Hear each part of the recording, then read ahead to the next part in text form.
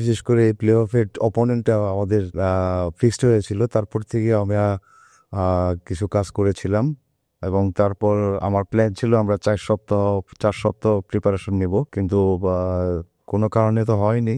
আমরা 26 দিন, আজকে সহ 26 দিন পেয়েছি। তারপরে আমি বলবো যেভাবে আমাদের মানে আমরা শুরু করেছিলাম, মাঝপথে কিছু প্লেয়ারের লেটে ইনক্লুশন এবং দিয়াবাতে লাস্ট কালকে জয়েন করেছে।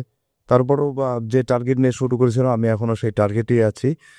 আসলে টার্গেটটা হলো, যদিও ওরা অনেক কঠিন অপোনেন্ট, তারপরে তাদের লাস্ট 7-8টা ম্যাচ দেখে আমার কাছে মনে হয়েছে যে যদি আমার প্লেয়াররা প্ল্যান ওয়াইজ খেলতে পারে এবং তাদের যে স্ট্রং পয়েন্টগুলো আছে সেগুলো যদি প্রোটেক্ট করতে পারে, তাহলে আমি আশাবাদী এই ম্যাচে নিয়ে।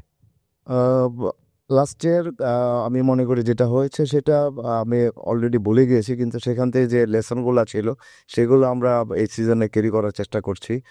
আর যেহেতু আপনার বিদেশি প্লেয়ার, আমি যেটা বলছিলাম যে আমার প্রিপারেশন প্ল্যানিং ছিল 3টা পজিশনে বিদেশি প্লেয়ার, সেই ক্ষেত্রে আমরা পাইনি 2টা প্লেয়ার, একটা প্লেয়ার পেয়েছি। তারপরেও বাইরে থেকে আলামিন এবং মোরসালিন এবং কাজিম শাহ সাথে আমি মনে করি যে আমাদের মিডফিল্ডটা এবং আক্রমণ ভাগে কিছুটা হলো লাস্ট ইয়ারের থেকে শক্তিশালী আছে। আর যারা ব্যাক ফোর বা ব্যাক লাইনে ছিল তারা প্রায় অলমোস্ট লাস্ট ইয়ারে ওরাই আছে। আপনার যেহেতু মোরাসের কথা বললেন, নতুন দল হলো, যেভাবে তাদের দেশের ফুটবল এসেছে সেটা আমি মনে করি যে টোটালি ইউরোপিয়ান স্টাইলে তাদের ফেসিলিটি যেটা আছে, আমি মনে করবো টোটালি ইউরোপিয়ান বড় বড় ক্লাব আর ওয়ার্ল্ড ফেমাস ক্লাবের ফেসিলিটি তাদের আছে। তো যেহেতু আমাদের সঙ্গে খেলছে, নতুন পুরানো কিছু না, তাদের পুরো তাদের দেশে রিপ্রেজেন্ট করছে এবং তাদের শক্তিমত্তা আমাদের জানা আছে। আর একটা যেটা বললেন যে তাদের খেলা ইউরোপিয়ান কিছু ধাঁচ রয়েছে, বিশেষ করে তাদের চেঞ্জিংগুলো, সুইচ অফ প্লে এবং উইং প্লেগুলা, এই জিনিসগুলো তাদের আমি মনে করি ডেঞ্জার এবং আমাদের এগুলোই বন্ধ করতে হবে।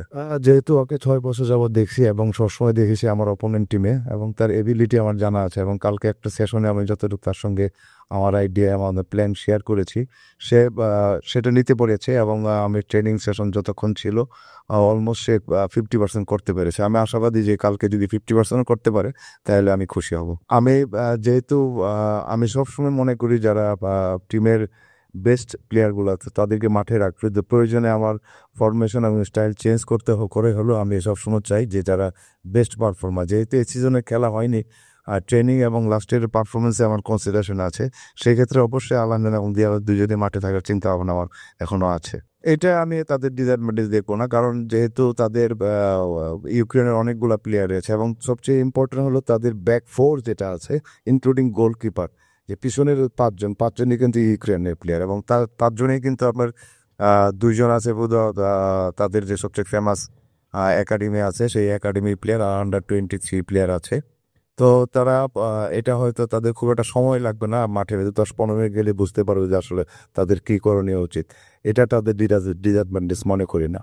একটা প্রফেশনাল টিম খুব তাড়াতাড়ি অ্যাডজাস্ট করে ফেলতে পারে অপোনেন্ট এবং টিমমেট। যেহেতু যেটা বলেন আমরা টেকনিক্যালি আমাদের প্লেয়াররা ওদের থেকে একটু সবসময় পিছনে থাকে, তো এখানে আর একটা বিষয় আছে যে মেন্টালি, আমি চাচ্ছি যে মেন্টালি যেতে সাইকোলজিক্যালি যেন তারা এটা মাঠে ইমপ্লিমেন্ট করতে পারে। এবং যে জিনিসটা হলো, একটা জিনিস হলো আপনার সৃষ্টি করার থেকে ধ্বংস করা সহজ, তো আমি সেই পথেই আগাচ্ছি আর কি। না, সেই ধরনের পরিকল্পনা ম্যাচের সিচুয়েশন অনুযায়ী যা হয় সেটাই করতে চাবো আমরা। এবং যেহেতু আমি বললাম যে মানে ধ্বংস করা সহজ, ধ্বংসের পরে আমাদেরও কিছু সৃষ্টির কাজ থাকবে। অ্যাকচুয়ালি আমি যখন যে টিমে কোচিং করি এবং যখন যে দায়িত্বে থাকি, তখন আমি আমার পার্সোনাল কেরিয়ার কথা কখনো ভাবি না যে আসলে আমাকে কোন পর্যায়ে দেখতে চাইতে। আমি আমার কাছে টিমের গোলটাই মেইন করি।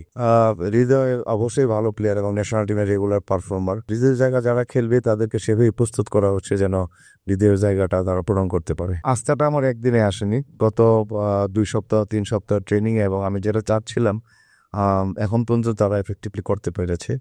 একটা জিনিস হলো যে যে জিনিসটা আমরা ডেভেলপ করেছি সেটা যদি যেটা মেন্টাল প্রিপারেশন, যদি মাঠের ভিতরে তারা যদি পাজেল হয়ে যায় এবং পুরোপুরি যদি আমার ট্রেনিং এবং আমার টেকটিক্সের উপরে আস্থা থাকে, আর যদি পাজেল না হয়ে যায়, তাড়াহুড়া না করে ভয় না পায়, তাহলে আমার মনে করি যে আমরা সাকসেসফুল হতে পারবো।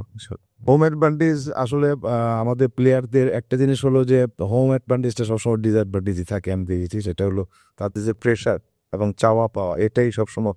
আমি ওই ধরনের কোনো প্রেশার তাদেরকে দিচ্ছি না এবং সেই ধরনের কোনো চাওয়া পাওয়া তাদের নাই। আমাদের গোল একটাই যে আমরা খেলবো কিরগিজ মুরাস ইউনাইটেডের সঙ্গে, এবং আমাদের যে গেম প্ল্যান আছে সেই অনুযায়ী পারফর্ম করতে হবে এবং সেটা করতে হবে অবশ্যই নির্ভয়ে।